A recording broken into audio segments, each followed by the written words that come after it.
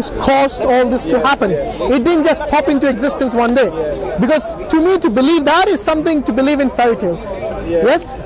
And this is exactly what, unfortunately, what the atheists and the agnostic somehow are leading into or falling into. Because to say that nothing can create something, that itself is a fallacy. I know you don't believe that, but you have already said that nothing cannot create something. Yes, am I right? I mean, correct me if I'm misquoting you, but generally, anyone who believes that something can come from nothing really doesn't understand what nothing is. Because to me, nothing is something that doesn't even exist. What I was trying to say, it's like infinity. Do you believe infinity exists? The opposite of nothing. See, again, you actually don't know. I mean, it's possible that space is infinite. No, everything has a limit. You can't say space is infinite just because you think so. You see, the universe is expanding. Yes. The fact that it is expanding shows us there's a limit to it. Yes. At one point it was a singularity, and now it is expanding. Actually, so anyone who says the universe is infinite doesn't understand the meaning of the universe or the concept. You see what I mean? Critique the people, but yes. So sorry, the question was: is anything infinite? No, I asked: is infinite reality? Is it real or is it a concept? The reason mathematicians use terms like zero and infinity is to communicate better the ideas and the equations that they formulate. You see, this is something that they have in fact invented, I would say, in order to communicate better the ideas and the concepts. A mathematician would say that zero, and you can't really do math without zero. Zero is a real thing. What do you mean it's a real thing? I thought numbers were abstract. How can you call it a real thing? Yes, I think, I'm not a mathematician, but I think... You don't need to be a mathematician to know numbers abstract. It's a reality. These are things which we have basically, I would say, invented in order for us to communicate better, in order for us to have a more organized... You're not good at answering my question. Which is what? Just go ask you one. And I'm sorry, and now I've forgotten what my question. What were we talking about? I think we were talking about infinity and nothing. The thing about numbers, I mean, these are interesting questions. The thing I always feel about numbers is that if they were just a human construct, then we could sort of change them at will. We do. But, we do. I mean, obviously we can... If you look around, the numbers are written differently by different people. I know, but that's just the symbols. But the actual things that the numbers refer to, we can't change them at will. You know, one and one is all. You can write one any way you want, but one and one is all. I'm sure at one point there were no fractions. There were just whole numbers. Yes? So we invented then fractions. At one point maybe there were no negative numbers, so we invented negative numbers. But what I'm trying to tell you is that if you think all these things are just material and just, you need to understand that there are abstract things which we utilize. See, this is what I mean. The question was, if numbers are a human construct, they are. Why can't we change the laws of maths to suit ourselves? How do you mean? You mean can number 1 or number 0 be written some other way? No, that's just writing them down. But can 1 and 1 make 3 or something? Oh, I see what you mean. More money, you know. Well, you know, if I could put £10 in my pocket, £10 of this, and I had £50, that would be good. Yeah, but look. I'm so limited by the laws. The reason, no, you're not limited by the law of maths in that. You're limited by logic there.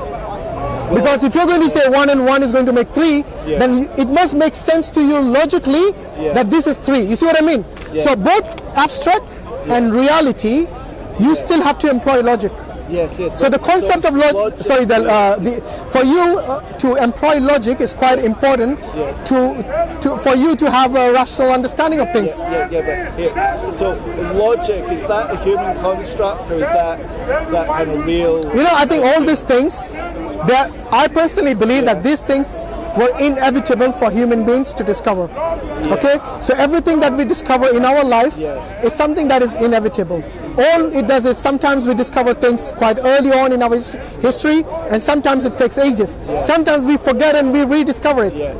This is human life. If we're discovering it, it's something that's always there outside. Of course we do, yes. Yes, but I think what you were saying was that maths wasn't something that exists outside of ourselves. No, I said maths was abstract. Okay. Because you are somehow thinking it is something like the rules of physics. Yes, rules. You know the rules of no. I'm talking about the rules of physics. Yeah. Take gravity for example. Yes, Right. gravity was discovered at some point, Yes. but it always existed. Yes, yes. You see what I mean? Yes, yes. But again, if I asked you, do you see gravity? Yes, you will say no. Can you actually? Do you think gravity is something immaterial or material? Well, you see, I would say it was like a phenomena. Well, it's again something which you find in your physical world, Yes. which we can measure, Yes. yes, and which we know about. But if somebody is going to ask me, is it material? I would say no, it's not. Yes. It is something that defines your physical world, yes, just like you are defined by your consciousness. I'm defined by my consciousness. Yes, unless you're telling me that, you know, do you think your existence is a reality? Or are you like Mansoor uses this example quite often, and I Yeah. find it quite interesting. Yeah. Are you, maybe you could be a brain sitting in a jar Yeah. somewhere outside Speaker's Corner, Yes. but just that brain has been stimulated for Andy to imagine that this world really exists. Yes. You might be in a matrix, who knows? Yes. You see what I mean? Yeah. No. So the question, this question about your consciousness Yes. is something quite fundamental Yes. for you to acknowledge yourself first. Well- If you're going to acknowledge yourself first, that you exist, then you can actually think about the world that you live in. Yes, but see your consciousness. I mean, I could exist if I had an immaterial body.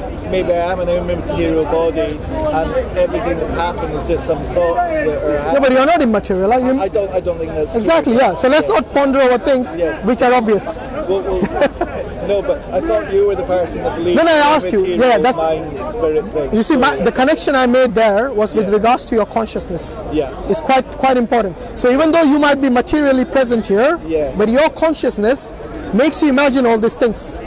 well, you see, You might be a robot who thinks that you're a human being. Yes. You know, I can think of 100 examples yes. of what your real material is made of. Yes. Who knows? But all that could be your imagination. yes. Or my imagination. Sure. Who knows? But what I'm saying is this: Yeah. there are certain things which we observe and which we interpret as real, and there are other things which we know exist, Yeah. but we cannot differentiate whether they're material or immaterial. Like your consciousness, Yes. like gravity, like things like your emotions, love, hatred. I don't know, all these things. So these things, like I said, you cannot utilize science to measure things which are immaterial. But that's, I wouldn't agree. So when I say immaterial, I mean, because gravity, you can certainly measure gravity. yeah, but the thing is, you know, gravity, you can think that gravity is higher or lower, but if I asked you, what does it look like? Yes. What is it? What does it consist of? What is it made of? You can't answer those questions, you see what I mean? Yes. We know there's a force, which is called gravity, and this force is an active force. However, this is something, Scientists would say something yeah, this is something that, you see, when you ask, for example, if I asked you about your body, Yeah. yes, science will give you 10 different answers that what your anatomy is made of.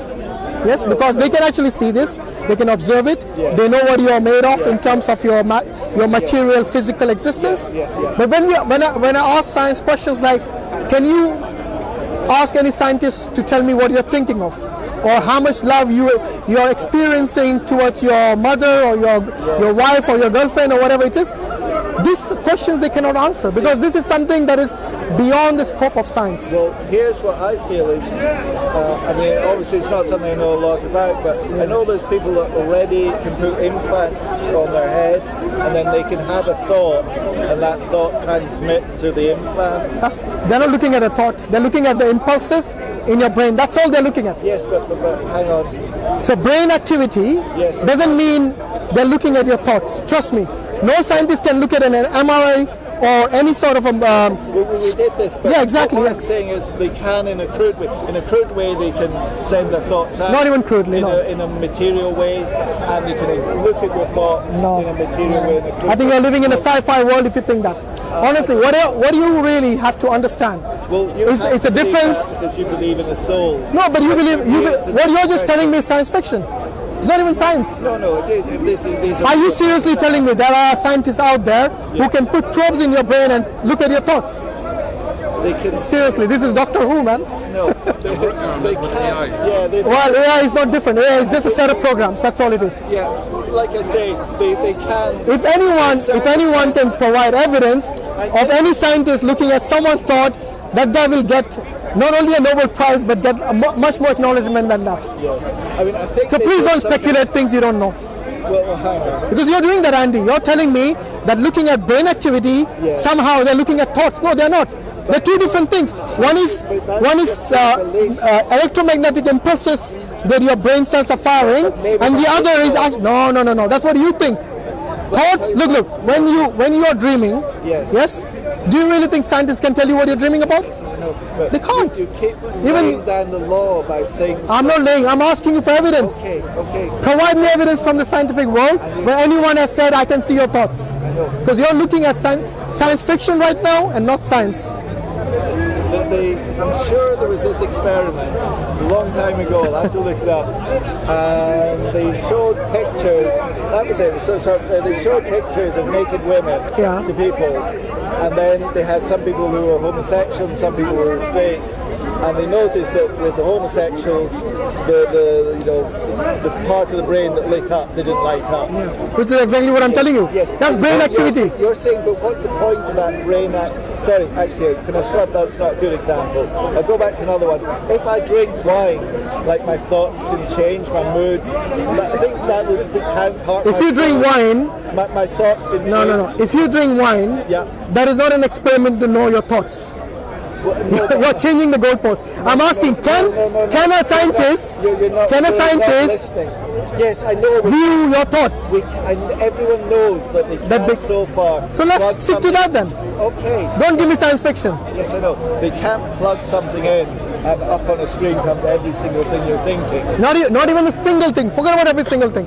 They cannot even imagine, trust me, if they stuck probes on your brain or in your head, and you ask them what you're thinking, yes, by chance, by chance, even a soothsayer, yes, even this so-called fake fortune tellers will tell you what you're thinking by chance. Yes, they can. I'm not saying no.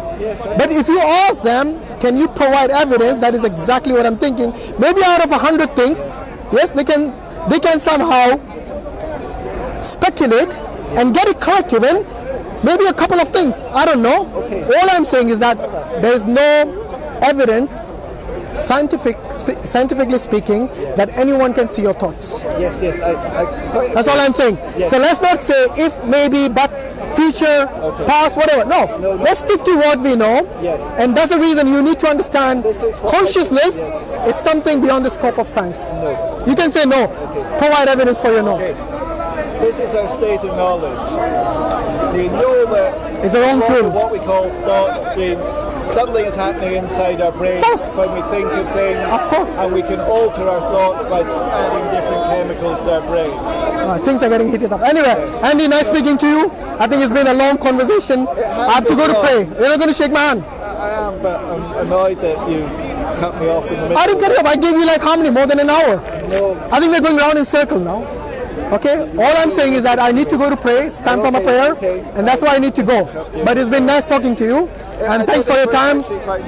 Yeah, you can have a look on the channels, maybe take the names. All right. Maybe ponder on what we talked about. Who's this? Yes, maybe I'll make an atheist of you. Say again? Maybe I'll make an atheist of you. You'll make an atheist of me?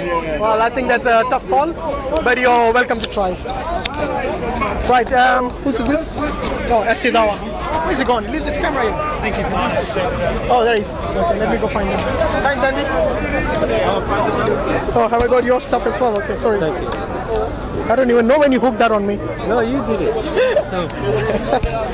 Yeah, dude, unconsciously. Yeah, you was. That was looking cold, man. You got yourself a bag, mashallah. That's the way you do it. So you're gonna sit this in post. You're gonna synchronize this in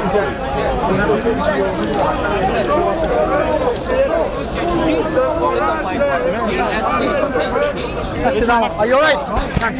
You can fight again. I'm tired. On to you, brother. Wa alaikum salam. From Scotland. Let me get my camera. Him and his cousin are here from Scotland.